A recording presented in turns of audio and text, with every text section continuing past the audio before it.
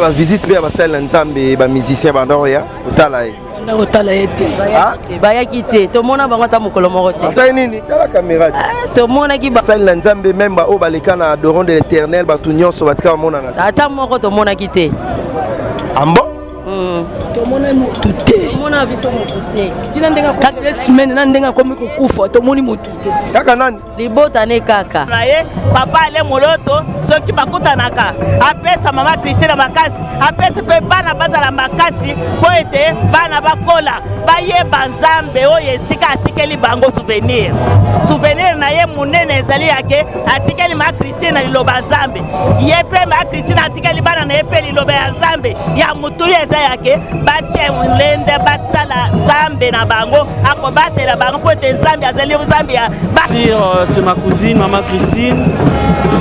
Nous sommes tristes biso bata famille parce que pour perdre papa Alain, comprendre ainsi sous maman Christine, ça c'est vraiment une choc. Oh sali biso, mais Dieu merci parce que doyebi que bisika bakei ba ope manakimia parce que basaleli nzambe na bango banda bomwana ti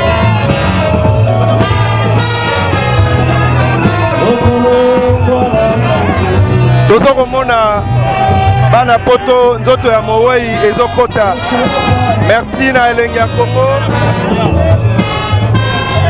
Merci à Tracy Mbelenga Pro, Alfred Adi Misaka, batu bakolela, mama na biso Christy, akei moloto, pasi na motema. Alfred Adi Misaka, azolela na famille. Et merci aussi à toute la RTVS1 et pourquoi pas Hélène Yakobo, Tracy Mbelenga Pro et pourquoi pas à Dodi Diasuka. Merci à Odilon Mafouya, à Kolela Nabiso. C'est vrai, Toza Batou, mais Liwa est à passer. Liwa est à passer. Bandeko Bazolela, Nandenge ya passer. Ezo Sala, vraiment passer.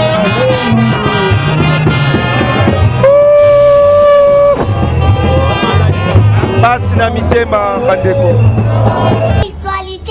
Misunga, yo moko misunga. Tokate mutilinga la tezake, yo moko misunga. Nga deja na sadere, nela sabe na koki na nga Turquie, Suède. Nga na Suède mame, na sale fona kama la dina bella, kaponga na sina sadere. La pétrolière, Grâce Mandela. Voilà, misunga ya Grâce Mandela, la pétrolière quoi. Donc ngai na sina sadere et puis ba lycée na matu.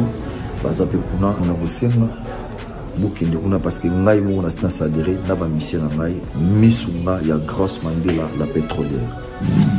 Misunga ezali mutuelle na biso ya santé. Ngai mo na ba mission na nga toza déjà na kati ya misunga ekopesa yo soin en cas de problème na mboka so pe sengi bima libanda et bimisio kaka. Misunga ya mama Grâce Mandela. Allô Ngaya wa santé eza misunga. Ah! Hey, okatelinga lingala pour na santé mwana. Mon fils, pour ma santé misunga. Ah, okatelinga lingala. Bandeko, misunga ezali kokatela mutu lingala te. Ezali mutuelle de santé. Oyo epesameli na batu nyonso.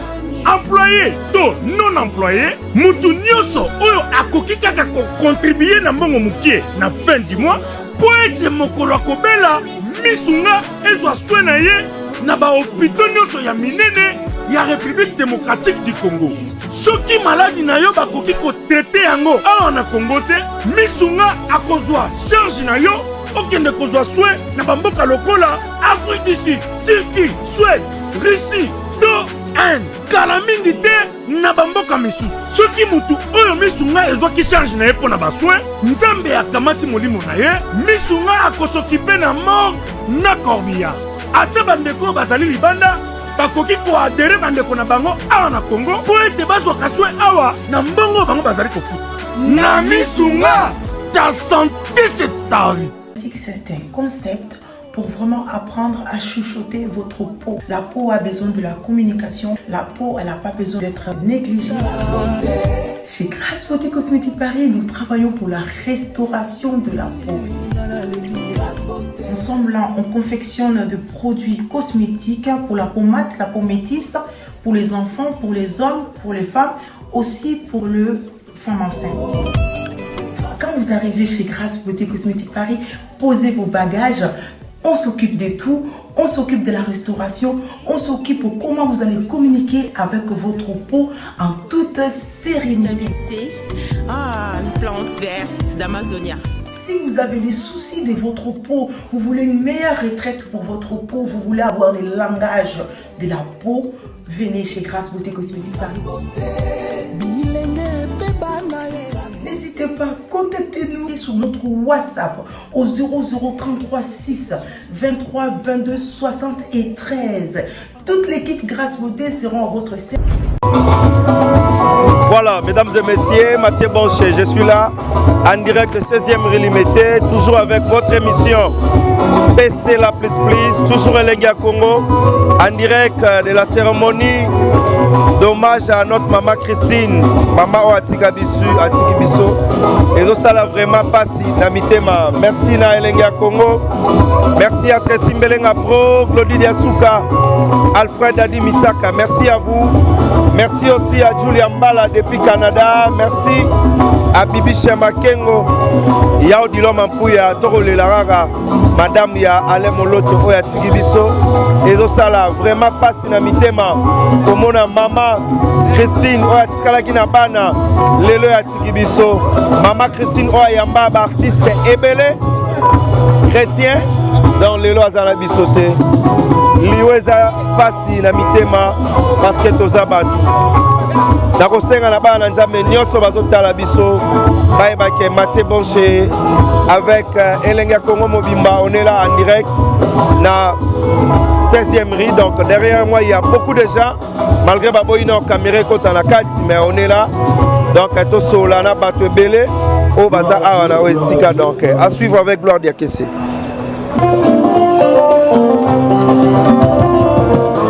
Apesa kimia na mboka na biso loba di bombo apekisa makile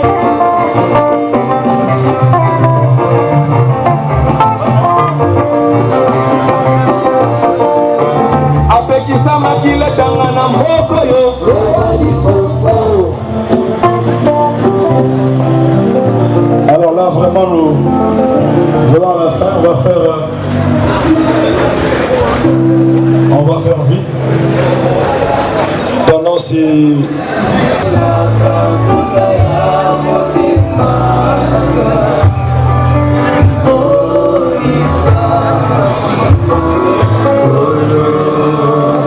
Alors les enfants vont déposer leurs gerbes de fleurs plutôt au cimetière. Alors nous voulons avoir le mot de la famille. Le mot de la famille. Après le mot.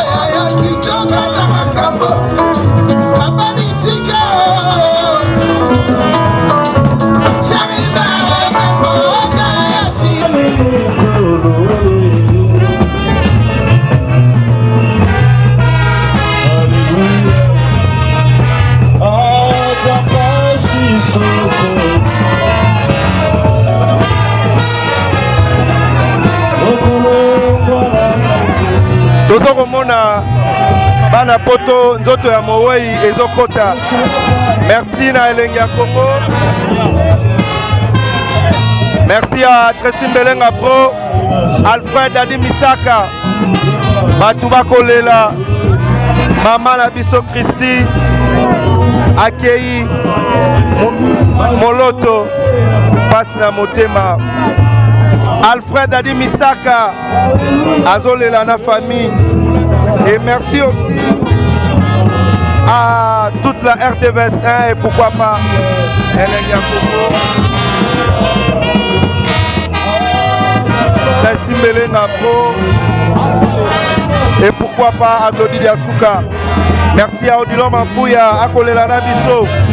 C'est vrai, Toza Batou, mais Liwa est à passer. Liwa est à passer.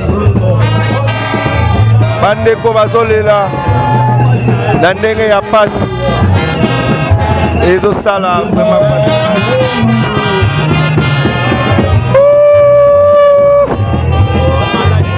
Passe na mitema bandeko.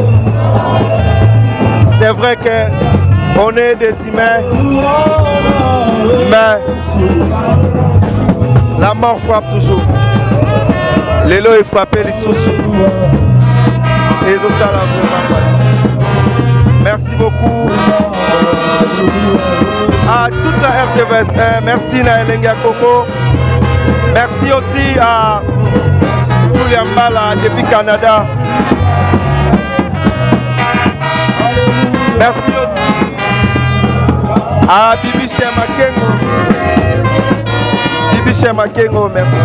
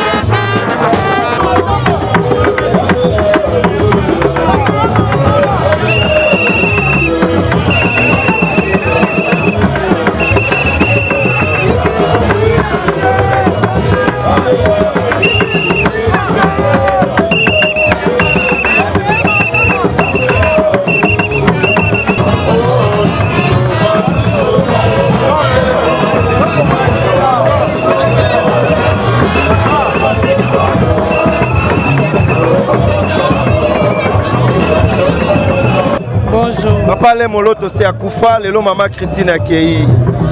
Et salut au bon. Et ça linga passe parce que sa famille nangai na linga kango mingi. Et ça linga passe na motema komona mwasi lokola Christine atiki bana na yazo kene mobesu. Mama Boboto. Mama Bolamu. Une femme de foi. Une femme nazozanga na maloba koloba pona ndeko na ngayo azokende mobesu boye azotika bana na ye bakozanga monani akokozala na bango me nzambe azali azobatela bango libota tokotika bango te po eza libota moko sude kote amour. Merci beaucoup. Merci. Papa le moloto akufaki lelo mama Christine akei o azande konayo esali oboni. Mama Christine aza mwana ya na ngai propre esali ngai pasi makasi po ete mama Christine batikeli ye bana lelo azotika bana wana bazotikala bana etike esali biso pasi makasi me kati na mokolo Yesu tosepeli po ete akokisi ye mokano na ye akokisi mokano na ye papa ale moloto soki bakutanaka apesa mama Christine makasi apesa pe bana bazala makasi po ete bana bakola bayeba nzambe oyo esika atikeli bango souvenir na ye munene ezali yake atikeli ma Christine liloba nzambe ye pe ma Christine atikeli bana na ye pe liloba ya nzambe ya mutu eza yake batie mulende batala nzambe na bango akobatela bango po ete nzambe azali nzambe ya bana etike na mama na bango oyo mwasi ya pauvre mama na bango me nzambe abakisile mikolo na oyo yaza nango. Amen. Merci. Bonjour. Bonjour. Maman Christine est partie. Yozande Gonaye. Moi, c'est ma cousine. Celle qui vient de partir, c'est ma cousine, maman Christine. Nous sommes tristes, biso bata famille, parce que qu'on perdre papa Alain, qu'on prenne des sous maman Christine, ça, c'est vraiment une choc. Oh, sali biso. Mais Dieu merci parce que tu as dit que bisika bakei. Baope manakimia parce que basaleli nzambe na bango banda bomwana ti na ndenge bakei boye voilà. Merci beaucoup. Je vous en prie. Mais batwa tuna bela ki tonden.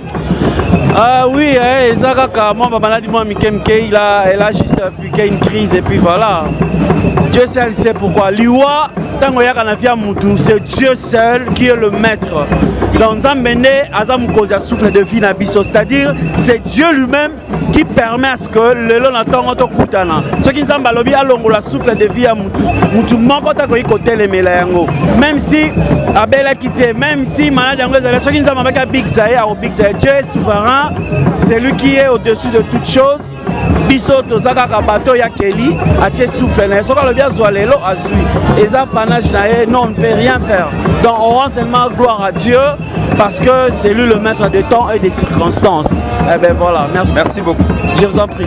Bangi tepo bazwa ba image na e tozo banga ka pona ba comportement ba tumususu koloba makambo ezate sinon on pouvait le prendre il y a rien mais ça pour na ba laisser aller ba mususu ba ebi ba détrologie à musala te donc au lieu allo makambo ezali akoko ba mensonge c'est par rapport à ça mais il n'y a rien na le moloto bozala ki ndenge ni bondo marché ndenge ni po lelo moi sinae akufi na maboko na bon ndenge na lobaki tokoli place moko donc il est en bien non tokoli place moko ngani na même évangile ngani na te ya na même pas mama tumba chaumba matumba c'est ma mère spirituelle la première femme à prêcher l'évangile au Congo non je suis le père spirituel à le moloto na même pas mama tumba a vu baptême et puis début na la musique voilà OK c'est la main de l'Éternel donc j'ai vécu ces choses là et puis la Kenya bon la mission 14 après naé même temps pour faire dans la donc je suis le mieux placé pour aller mollo tout même à Christine. Okay. Merci beaucoup pour tout ça là yo maman Christine appelle qui vraiment ni bon kobela comme très bon les alliés omoni na mobali naé ba message mingi omoni eza ba choc ya départ ya mobali naé à côté na bon ça un peu troublé mais ils étaient malades appela qui malade pour nous imaginer sinon c'est un choc au même temps moulaï normalement qui nous t'a là mawa bon vie changer c'est comme ça la temps on l'ensemble qui pour naïe mission naïe bon et puis avant on se temps depuis gala. Merci beaucoup. OK. Alors présence père artiste chrétien belé tout le monde va monter par rapport au temps sous tout Samuel moi c'est la Koufaki tout le monde est vraiment organisation c'est qui artiste balé là qui belé mais ah c'est comme si bon organisation na niveau na moni la louange il y a révérend Ngalassi que je salue. On a habité dans l'organisation de la famille. Parce que l'organisation, on a même maman Lombongo a voyagé à Kamwe. Déjà problème mon côté par rapport à l'emploi du terme musicien. Au moins ce mutu akufe liboye yonde il faut que ne pas y matanga ezali bato matanga ba luka c'est un peu bon donc batunde il fallait pas kenge et pas y matanga ezali bato bazali la formation en terre mais sinon il n'y a rien. Oye bien Alain Moloto c'est un grand nom le père de l'adoration donc moi si naïd Bobby Rod tout n'a gagné tout n'a été le rôle où il a joué donc il n'y a rien donc les problèmes il y a batunde baeba qui okinete et pas ini matanga bazwa ba programme. C'est simple un problème, il y a Batou.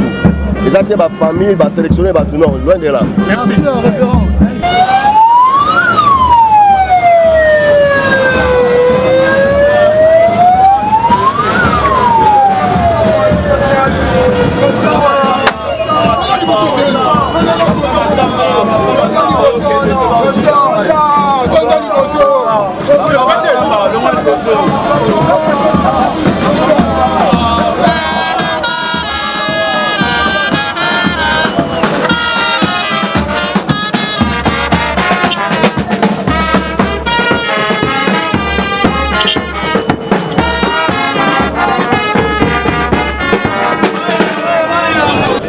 Voilà, mesdames et messieurs, on est en direct sur Elengia Congo. Donc là, je suis avec notre frère.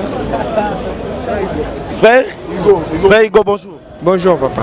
Et nabi bien que yo zara na mikili ya poto, mais bita voyage na Congo ezani. Naki matanga maman Christelle. Lelo maman Christelle akei o ayamba bino ebele. Ba région ezani na liwana. C'est qui moto akufi papa.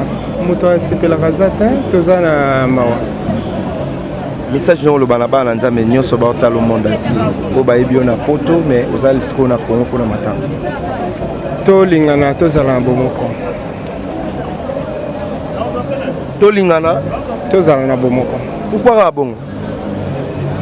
Pour message au maman Christine abana ko véhiculer yango na zaki moto bomoko pe moto kolingana. Moto kimia.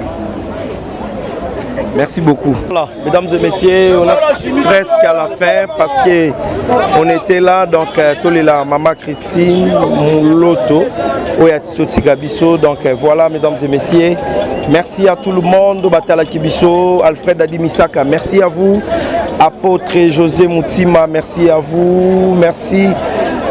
Nabana Nanzambe Nyonso Batala Kabiso, donc c'est vrai, tout ça batou.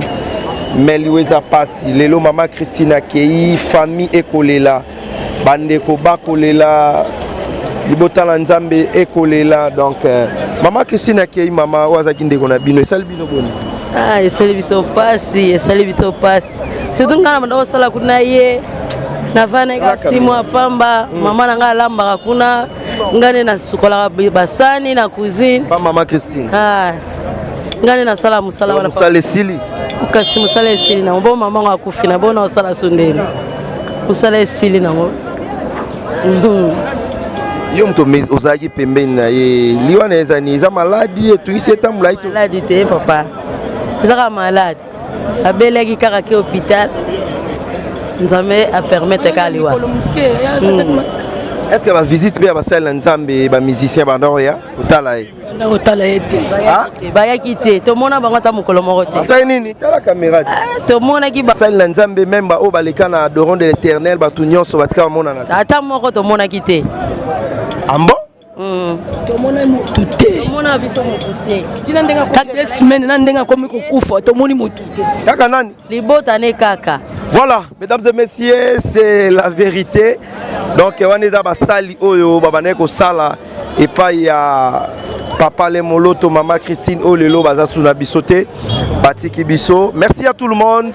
Elenga Congo, merci. RTVS 1, merci à Julia Mbala, merci à Bibi Chemakengo, merci aussi à Odilon Mampouya, merci à Papa Vuzantoko et Maman Béatrice, Papa Carlos Vuzantoko et Maman Béatrice, merci à vous. Bandeko Nyonso Balinga Elenga Congo.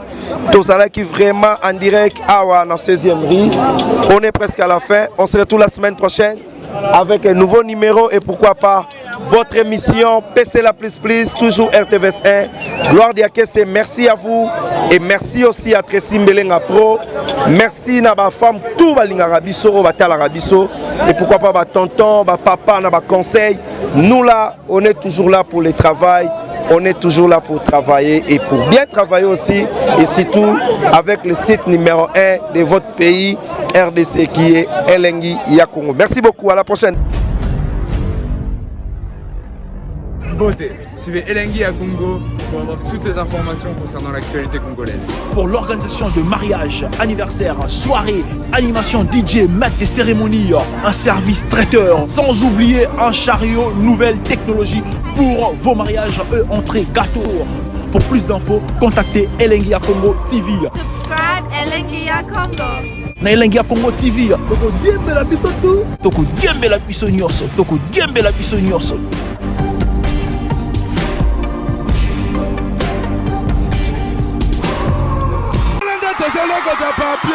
Elengi Yakongo, Glodidia Sika, la mignonne, hey, la mignonne, Tracy Mbelenga Pro, Tracy Mbelenga Pro, Kata.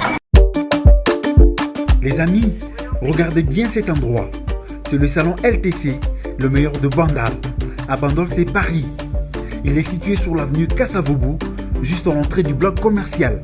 Oui les amis, au salon LTC, la main qui façonne les têtes des gens est une main experte. On s'y fait coiffer à tous les styles, l'afro comme l'européen. Et oui, ce coiffeur talentueux qui officie au salon LTC, c'est Fernando Mbaya, la garantie du traitement de vos cheveux. En plus, Fernando Mbaya est un expert en coiffure mixte. Chez lui, c'est le grand art, la coiffure haut de gamme. Au salon LTC, la coiffure est élevée au niveau supérieur. Aujourd'hui, le salon LTC reste la seule référence de la coiffure à Kinshasa. Et oui les gars, à l'unanimité, reconnaissons qu'il est le meilleur.